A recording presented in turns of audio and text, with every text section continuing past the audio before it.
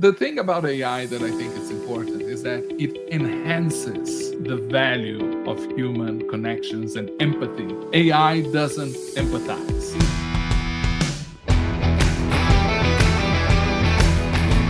Hello, friends, and welcome to a new episode of Merging Minds, the podcast brought to you by Bureau Works, the AI-powered TMS. And today, I think I say it again, but today I'm overexcited to bring to you another of my great friends. Not only a friend, but a second father. I think you guys who are already watching on YouTube see that we wear the same colors, right? I recently visited Renato Beninatto, who is currently supporting Botafogo. Oi, Botafogo. Currently, no. Since I was born. I Since he was was born born. with Botafogo. Yes, but currently the campeão da Copa Libertadores. Eso es lo que, that's what I meant, right? And I just wrote down the campeón de la Copa del Rey because I am a big Football Club Barcelona fan, like extreme hardcore. And we just won the Copa del Rey against Real Madrid the other day. So today, there's a big football spirit here, right? Renato, do the best thing you do, which is introduce yourself, please.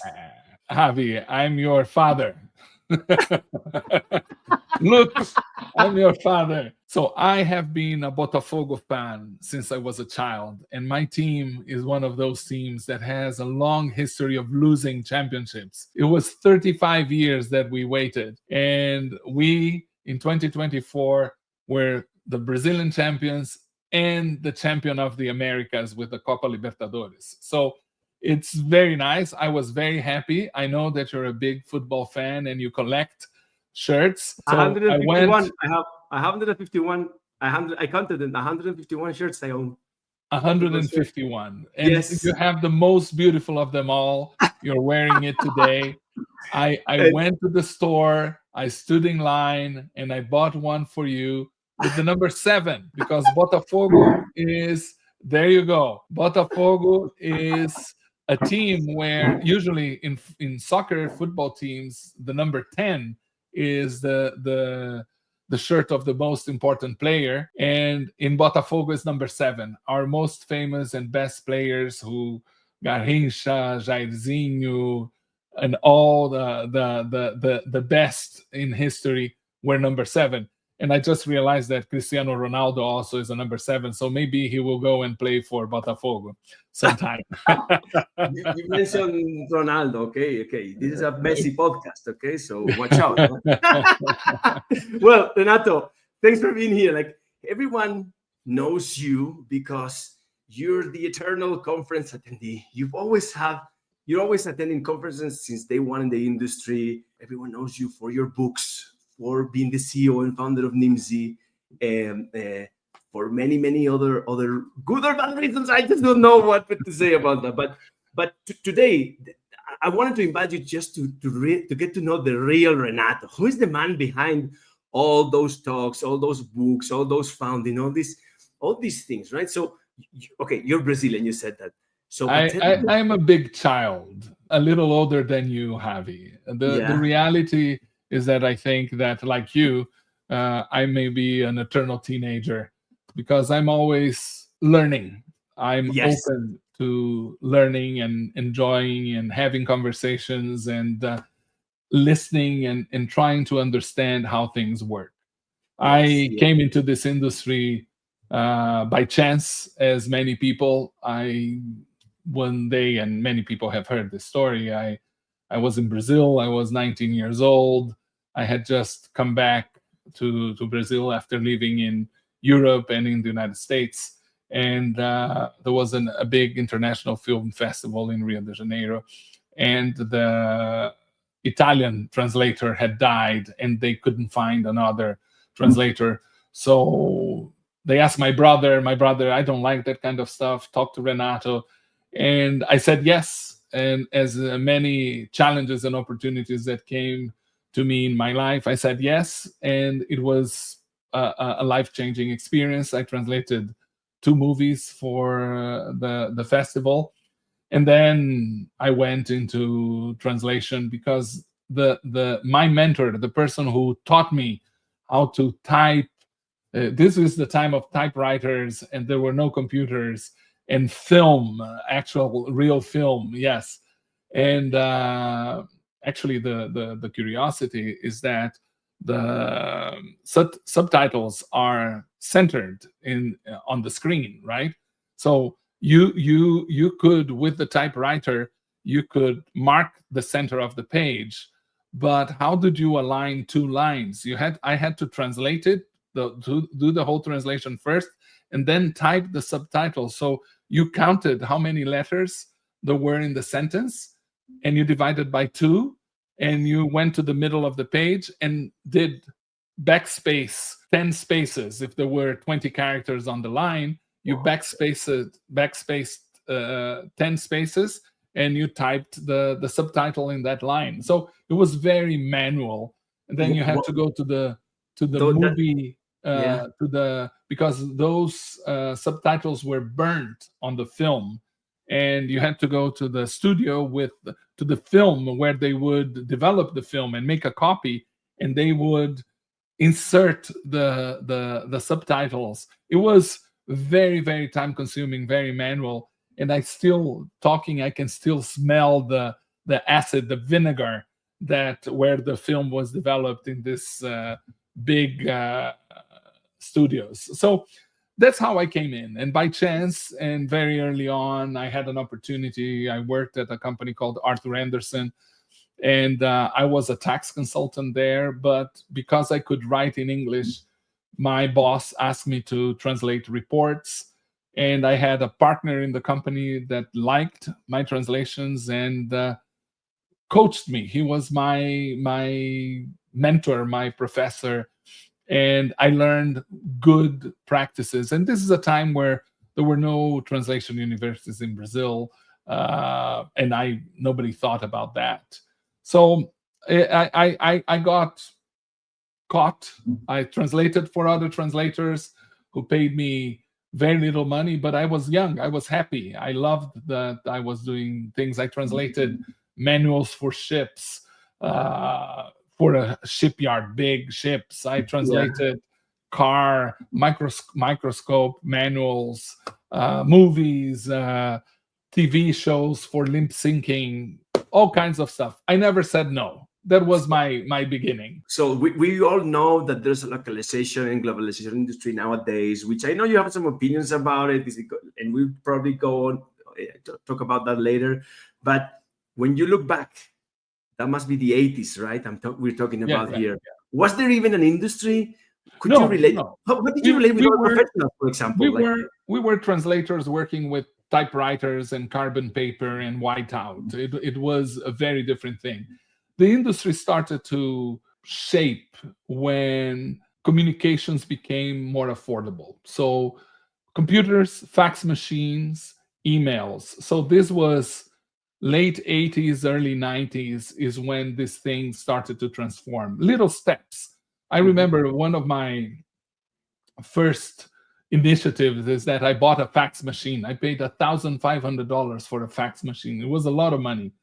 And then I had a friend go to New York and rip the yellow pages and bring some all the pages with translation agencies and translation companies in New York. And I started faxing letters to all of them saying that they could send projects to me. And within a week, I got a project from Lockheed Martin to translate some stuff related to airplanes and airplane manufacturing. And that became a client, and it became my first international client. And it was very manual, very hard, right? Like the fax was the email of the day. I still remember seeing faxes all the time. Until one day, a guy from Ireland called me and asked me if I did localization. It was a Brazilian guy who lived in Ireland. Stephen McManus was his name. And he called me and he said, "Do you do localization?" And I said, "Yes." And then I turned to my wife, "What the fuck is localization?" I didn't know what it was. And then he said, "Can you explain more? What do you mean exactly by localization?" And he said, "Well, it's translating computer stuff." So, "Oh yeah, we work for Unisys and IBM here. We translated mainframe materials at the time, but all paper. And this was translating software, right?" So 3 days later, I was on a plane to Dublin, and I started doing localization. We were, I think, the second company in Brazil. There was one guy in São Paulo that did translations for Microsoft, and I started doing it for Novell. I think it was the company at the time. So we started doing a bunch of projects with Irish companies, and then one of the owners of iDoc, the company at the time that was one of the leading localization companies in Ireland, invited me to a LISA conference. It was the second LISA conference that was happening. The predecessor of the current conference called World, right? No, LISA, yes. LISA is a mixture of what was, it's the three children of LISA would be Gala first, Lockworld, and Taos. They are essentially what LISA became. And then that's how it became an international market, right? It was the time people were doing figs, they were expanding into other languages. I remember I was invited to speak at a conference in Prague to speak about localizing into Brazilian Portuguese, which was one of the exotic languages. They were just starting to do Brazilian Portuguese. And it was a time when single language vendors in the different countries worked with the final client. So there was no MLV, as we call it today, or everybody, the companies hired translators or LSPs in the different countries. And this is how, and this is, we're talking mid 90s, we're starting to build an industry. We're starting to have MLVs, and we're starting to have mergers and acquisitions happening, conglomerates being organized. And my company was eventually acquired by a private equity group, and then that group was acquired by Berlitz, and I moved to New York. You've been a millionaire for the last 30 years. I've been a what? Millionaire. No, I wish. In Brazilian currency at the time, I was a billionaire because we had so much inflation.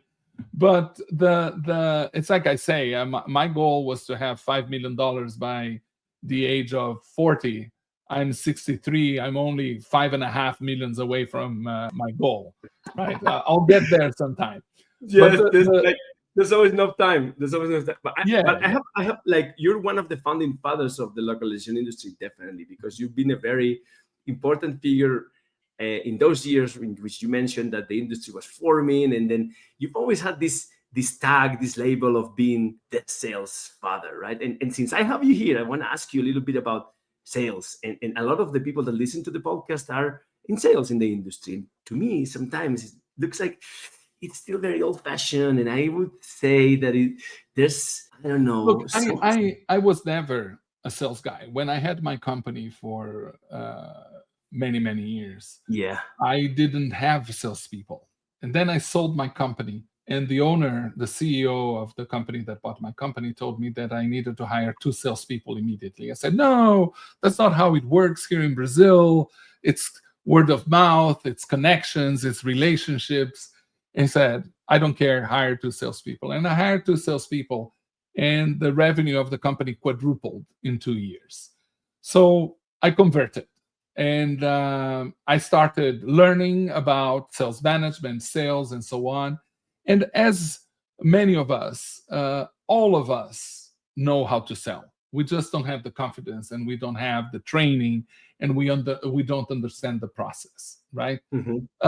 Sales is the most important function in any organization. You can mix it with marketing, business development, or whatever euphemism you want to have. But the reality is that you need to reach out to somebody that has a need that you can satisfy, and match your interests and attract the person who to want to buy from you, right? The most important thing is not selling, is the client wanting to buy from you. So there is a little bit of developing understanding first, knowing how to ask questions. And we had this conversation some time ago, is that the person who asks questions controls the conversation, right? So a good salesperson knows how to ask questions. I'm not a good salesperson because I talk a lot. Right? So a good salesperson would be, you are selling in this conversation because you are asking the questions and you control the conversation. But we know very good salespeople in the industry, like our common friend Joseph Kubowski. He's one of the greatest, or others. Absolutely. But still, I have a feeling, Renato, that a lot of people are still allergic to sales. I don't know, and I'm not only talking it's about uncomfortable. It's a cultural thing, right? But it's a cultural thing. But I'm not only talking about the vendor selling to the enterprise client. No, I'm talking about program managers, project managers. Like I've had this conversation with my great friend Martino Prada, who is on the enterprise side. He's telling me all the time that his job is to sell internally, and people are always reluctant to that, and that he finds the biggest barriers in one's career development in that I don't want to sell kind of thing. Why? The worst thing that can happen is to get a no. That's all. No, just no, exactly. No. The worst thing that happens is you get a no. But you see, there is a carnival song in Brazil in Portuguese that says "Quem não chora não mama." If you don't cry, you don't get the milk. You're not going to be breastfed, right? Even a baby knows to sell. Since you were born with this talent, you need to cry. You to get your mom to feed you, right? So it's important to understand how society works, and there are different roles, and we are ashamed and we're afraid because we have some cultural bias that says that it's not polite, it's not normal, it's uncomfortable for us to ask other people for money, right? It's social, it's ingrained in the mentality. But we do this all the time when we need, with our family, with the people that we trust. We don't have any problem asking for help, asking for money, asking for work, asking for referrals, asking for those things. And once you make friends, and you're telling me that I go to every conference, fortunately I get invited to go and to speak and to share my experiences. But what you do at conferences is create this network and to make friends and create intimacy that allows you to have conversations. And every conversation, depending on how you use it, is a sales development opportunity. It's an opportunity for you to ask simple things. I mean, if you have a good product, if you believe in what you do, if you have a good a service, if you're a good professional, people will ask you for your opinion, for your help, for your services. But you need to be in front of them. You need to be known. If you don't cry, you don't get milk. If people don't know you, they can't buy from you. So you need to be out there. You need to create an image. Yes. You need what you do very well. I don't need to can you imagine? It's in 2 days. We're in late April 2025. It's going to be 10 years of me in the localization industry, right? And I remember meeting you 10 years ago in one of the first conferences when you were telling me, "Hey, go sell." and I have 2 quotes that I want to bring up right now because I will never forget them, and they inspire me to do what I do and to move forward in my career or sales life or whatever you want to call it. One was when you invited me to go to Brazil to a conference called Abrates, right? And I was there. I was complaining. I had for some reason I had a negative day, and I was like, "Renato, there's nobody here that is going to buy my product." And you told me that I think I will never forget. So there's this sales guy who's selling shoes, who goes to a country where everybody is barefooted, right? He's got 2 possibilities, saying, "Oh, nobody's wearing shoes here," or "Oh, nobody's wearing shoes here," right? Exactly. And that it depends on how you look at it. Yes, indeed. It's a bad thing if you're a shoe salesperson. Nobody is wearing shoes. It's a great opportunity. Yes. They don't have the habit. You have to create a new opportunity right there. And in a moment like this, in our industry, or in every industry, the reality is that I just came back from a conference. As you know, I am one of the owners of Multilingual Magazine. So a dying industry, theoretically. I was just at a conference in Las Vegas.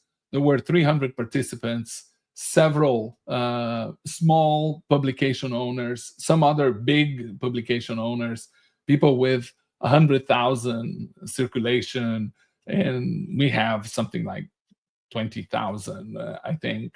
I don't even know exactly the numbers, and you had people with. I met the founder of a pickleball newsletter that has 10,000 subscribers, and she doesn't sell anything. She just shares information and so on.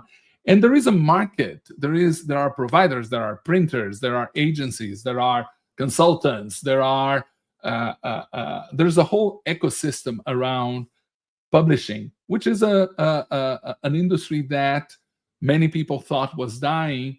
And the consensus in the conversation that we were having there is that in the next 3 to 5 years, this industry is going to grow significantly, more than it did in the last 2 or 3 years, right? So there is opportunity everywhere, and everybody is selling something, is sharing something. I loved hearing people talking about their challenges and understanding how, even though I thought that I don't have a career in publishing, I'm not a natural publisher, that I was doing a bunch of things right without having had the right training. It's just using common sense. Most of sales, most of business is common sense. I have the idea as well that and it's related to what you're mentioning right now. Like, we tend to stick to names and titles, right? Yes. Like, at this moment, I am listening to more radio than I've ever listened in my entire life right now on YouTube, because now the radio became visual as well, and you can just, like, broadcast it on YouTube or on Twitch or whatever, right? Like, at this point, like, if you follow a certain football team, if you follow a certain sport or whatever, there's hundreds and thousands of ways of following your team closer. Of course, you need to. What we're doing here is correct. Correct. It's radio. This is total radio, right? And I think like if people are seeing this as a way of, like, oh, the radio is dying, it's like, no. And that's why I mean that's what I mean by we stick to titles a lot. So, like, hey, radio has to be FM, AM, or whatever, and that's it. And the rest is not. And then people just get, no, I think we should think out of the box and see more possibilities. And once we do that, we start thinking that sales, for example, in terms of selling, is something that everyone has to do, right? Absolutely. And, I usually recommend a book to everybody. I was looking if I had it here on my desk, because it's usually around me.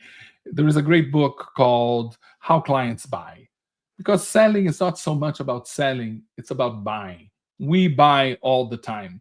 We as individuals, we're buying all the time. So somebody's selling to us.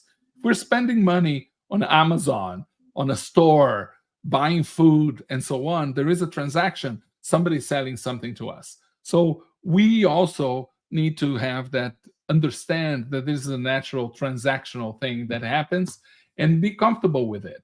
And the most important thing in selling is empathizing, listening to what the other person has to say, what are the challenges that they have, and how you can help them solve those challenges. Once you understand that, just have conversations. The more conversations you have, the more you're going to sell. Yes, it's a game of numbers. I think you mentioned that one of the last times we met, and it's really like going back to what you were saying right now. Empathy is the word that comes up the most on this podcast, Renato. What's going on? Like, is everybody finally listening to everybody? What's going on here, right? Well, the times are interesting, and some people empathize more than others. But good salespeople, there are situations where you might need a jerk to close a sale, but those are not the most successful. Those are the people that people tend to dislike and not engage with. Something that one of our common friends in the industry, he's a leader in the localization space. I'm not going to say his name, but he told me, like, your days as a salesperson are counted, man, with AI. Forget about it. It's like, yeah, how comes that? Are you going to ask AI to take the customers out for dinner? Are you going to take... Why are people so afraid of AI nowadays? You always you always speak about it. Like, what's going on? What's going on? And not only localization, in general, I mean. In general, it's affecting absolutely every profession. And I find very interesting that some of our friends in this space suggest that the way to protect against AI is to shift left or move upstream or provide services that generate translation. I think it's a great idea. It's not a new idea. It's an idea that I've heard 30 years ago. But the problem is that upstream of localization is content creation. And content creation is being killed by AI a lot more than translation and localization is, because AI is great at generating original content, right? Yeah. So, but the thing about AI that I think is important is that it enhances the value of human connections and empathy. AI doesn't empathize, right? Maybe somebody is going to make a comment that lots of people are using AI to make therapy, so they find more empathy from the machine than from real humans. But in general, generally speaking, unless it is something transactional, I think it's very hard for AI to create solutions.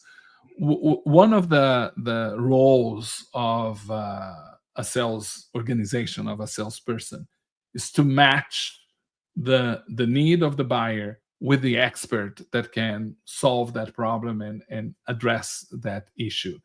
If it is a simple transactional sale, translate a driver's license, you don't need anybody. You go online, you upload the document and do it. But if you need to translate an enterprise system into 32 languages, that's very complex. You're not going to learn that by yourself with ChatGPT or with Perplexity or whatever. You need expert advice, right? And then you go out and you search for somebody that is going to help you, a consultant, an LSP, a well-established organization. Referrals, you'll ask your friends, to who do you use? Can you introduce me to somebody? And so on. So the human aspect, the trust component, is very hard to emulate. Yeah. I'm not going to say that it's impossible, because you have this at least yet artists, yet. yes, that manipulate the technology to fake it, right? And one of the things that I learned in sales is that the most important thing in sales is to be authentic. Once you can fake that, it's very easy. So listen, and I have like you've always, one of the things that I love the most about you is you're all one of the few professionals that is able to read the future. I don't know how you do it. Like that's crazy. Like the other day we met recently, and you were saying like, I said that 10 years ago, and now it's happening. Or I've been talking about this for ages, or whatever, something like this, right? So here's a very hard question, my dear future predictor. What's coming out for the LSPs out there? A lot of people are scared. No, let me tell you a couple of things. First of all, I don't predict the future. I realized a few years ago that I was constantly asked to talk about trends in the industry, which is literally predict the future. But I realized that being around for so many decades, that there are some patterns, that some things happen in a certain way. They advance, they move, but there are some patterns that are repeated, right? And one of these patterns is a pattern of automation. There's always a new automation. What changes over time is the speed of adoption of new technologies, of automations, and new processes, and so on.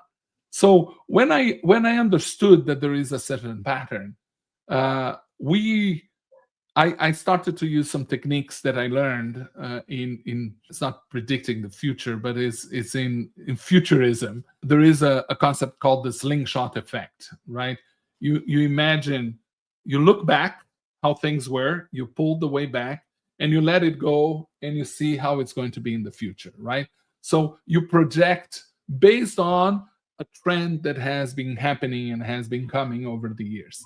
So when you start looking at that, you see that we're now worried about AI, but there's going to be another technology that is going to replace AI. That's predictable.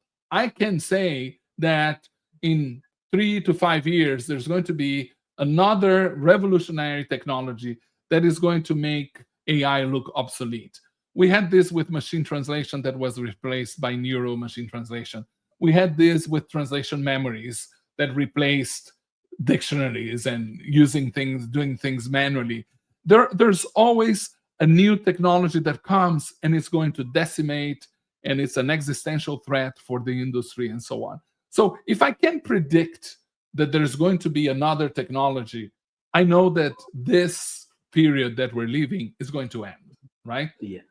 And because I know that there are other patterns, there are some patterns around how organizations work, how people make decisions, what fears people have, what concerns they have about doing things, and so on. I can make assumptions that nothing is going to be linear. There is not going to be a change that is going to be everybody's going to disappear at the same time. It's not like an atomic bomb falls and kills everything around. Anything that happens is going to be gradual, and there is going to be sections and part of this trajectory on this journey where people are going to go back to what they did before because what they tried didn't work. There are people who are going to disagree and are going to move and do it in a different way. There's going to be a group that is going to have ethical concerns. There's going to be a group that is going to be concerned about the animals that are hurt, the other ones that only are concerned because there's gluten in AI or something like that. There's always going to be a factor that transforms this fear, this linear fear, into opportunity. Yeah, there's two things that you made me think of. One is something that you also told me years ago when I was telling you, wow, I'm doing these kind of things in a way that nobody's doing it. And look at, I'm talking to my dad, my real dad, not you, about marketing and all that stuff. And you told me, stop, hold your horses. You said, like, you told me, I won't forget this thing. You said, we're just repeating patterns. So the only pattern is being consistent and flexible. Because your dad was selling the same way you're selling today. Your dad was the only thing that changed is the channel. That's all. The channel, the product, social media, right? or via email. I remember that you said that as well. So my prediction for the future is that if you want to succeed, you need to be flexible and constant. No matter what, you're not going to die. You're going to be there, right? And you're going to teach. And this is how we learned. It's human nature.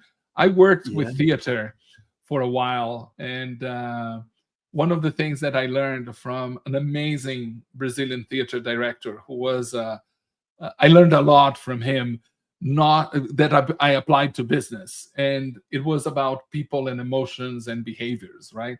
And one of the things that he told me is that, and I haven't been able to corroborate if it is the exact number, but it's something like, there are something like 17 human relations: father, mother, husband, wife, son and mother, son and father, daughter and mother, daughter and father, brother and sister, brother and brother, brother-in-law, etc. If you get all the connections in human relations, there are like 17 possible relationships, and all stories, all problems, all tragedies, all human relationships are related to this 17 things. And there is a certain number of emotions and a certain number of feelings, and it's like add water and you can create and emulate a situation. Every story that we tell today is a story that was told by the Greeks in their theater, right? Movies is a new form of theater, circus, and so on. So the reality is, there was this biblical saying that nothing changes under the sun, right? Wherever you go, it's always, or the French expression, plus ça change, plus c'est la même chose. The more it changes, the more it's the same, right? There is this knowledge that we carry with humanity, that there is an element of continuity, of permanence, of repetition. So if you are aware of that, it's relatively easy to project, right? I lived through the dot-com boom, this huge revolution where the laws of economics were canceled, revenue is not important anymore, is eyeballs and clicks and so on, until revenue became important, because revenue is always important, right? And you hear, and frequently I start hearing from new generations of entrepreneurs and businesses, I start hearing again this gems that I heard in the past, right? Like he's a good They gem. come. I told you recently, as a good consultant, you just need one day more than your customer. Yes, yes. And I told you I need half an hour. Yeah. It's that's super funny. It makes me think that today everyone is talking about these things about personal development, growth hacking, coaching, growing up. Do you think I'm really growing, or just Yes, yes, because talking about it? it's so there is a very interesting book called Generations that tries to, it's kind of fake science history, right? But it's a good argument. One of the things that is true is that you have 4 generations that coexist at any given time. People from 0 to 20, 20 to 40, 40 to 60, 60 to 80, and maybe 80 to 100. You will get 5 generations moving, but they We'll see move now. diagonally, right? So the person who is 0 to 20 now is going to be 20 to 40 in the following period, and so on. So we're moving diagonally, and there are some patterns, right? You get to a certain point and you start repeating things that people that were your age were doing 60 years ago, 40 years ago, 20 years ago.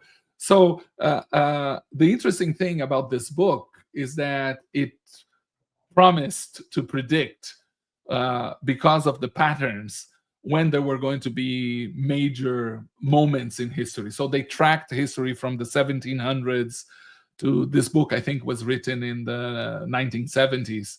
And they predicted, which I found very interesting, because this book was shared with me by Jamie Punishhill, who was the CMO of Lionbridge at the time during the pandemic. And that book said that in 2020, there was going to be a book written in the 1970s. There was going to be a major event that would change the direction of things. And this could be a war, this could be a pandemic, this could be a major natural accident or something like that, that would change the direction of things. Or, And then or look, 2020, a pandemic, a war, and Trump all together. Yeah, exactly. They all came together, all of it, like one after the other, right? So it's quite interesting that even this goes back to that conversation of the pattern that repeats itself. So I'm not a genius. I don't have an oracle that I can predict what is going to happen in the future, but I can identify patterns, and I can say with certain certitude that we will adjust, we will adapt. Communication, every time, it's even in the Bible, right? When we talk about Babel, that God made people. When not was the last understand time you each opened other. that book, Renato? Confess it. When was the last time you opened the Bible? I don't remember, but it was probably in a hotel when I got one, Gideon's Bible from Before the internet drawer. age in a hotel. Yeah, I live in hotels, right? But I got one more question for you, because Yeah. I love how you share all the knowledge or the experience you have, and you know, I tend to ask some of my guests, hey, what kind of advice would you give your 25 or 30-year-old you now? You know which one I would give myself? What? Grow a beard faster. Grow a beard right now. That's all I would say. Can't. What would you say? I can't. I don't have a beard. I don't have facial hair. Very little.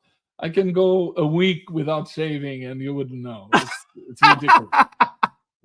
I'm worse than a teenager. The advice that I would give to myself would be related to money management. I didn't have a guide. I didn't have my father died when I was 19. I started really working after he died.